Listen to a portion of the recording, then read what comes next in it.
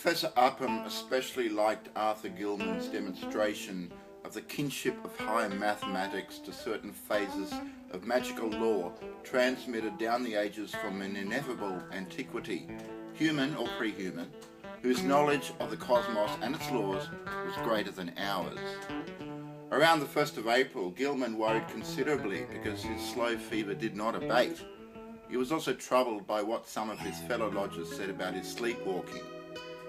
It seemed that he was often absent from his bed, and that the creaking of his floor at certain hours of the night was remarked by the man in the room below. This fellow also spoke of hearing the tread of shod feet in the night, but Gilman was sure he must have been mistaken in this, since shoes as well as other apparel were always precisely in place in the morning. One could develop all sorts of aural delusions in the morbid old house, but did not Gilman himself, even in daylight, now feel certain that noises other than rat scratchings came from the black voids beyond the slanting wall and above the slanting ceiling? His pathologically sensitive ears began to listen for faint footfalls in the immemorially sealed loft overhead, and sometimes the illusion of such things was agonizingly realistic. However, he knew that he had actually become a somnambulist, for twice at night his room had been found vacant, though with all his clothing in place. Of this he had been assured by Frank Elwood, the one fellow student whose poverty forced him to room in this squalid and unpopular house. Elwood had been studying in the small hours and had come up for help on a differential equation, only to find Gilman absent. It had been rather presumptuous of him to open the unlocked door after knocking had failed to rouse a response, but he had needed the help very badly and thought that his host would not mind a gentle prodding awake. On neither occasion, though, had Gilman been there, and when told of the matter, he wondered where he could have been wandering, barefoot and with only his nightclothes on. He resolved to investigate the matter if reports of his sleepwalking continued, and thought of sprinkling flour on the floor of the corridor to see where his footsteps might lead.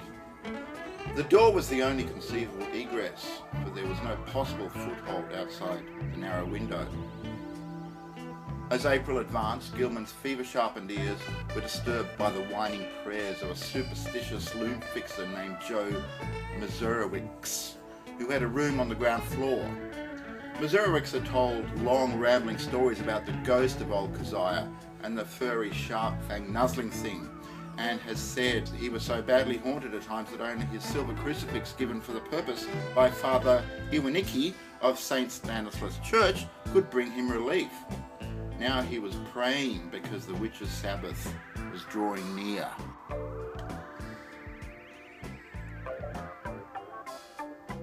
May Eve was Walpurgis night, when hell's blackest evil roamed the earth, and all the slaves of Satan gathered for nameless rites and deeds.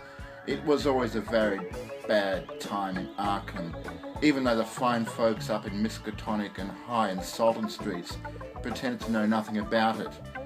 There would be bad doings, and a child or two would probably be missing. Joe knew about such things, for his grandmother in the old country had heard tales from her grandmother. It was wise to pray and count one's beads at this season.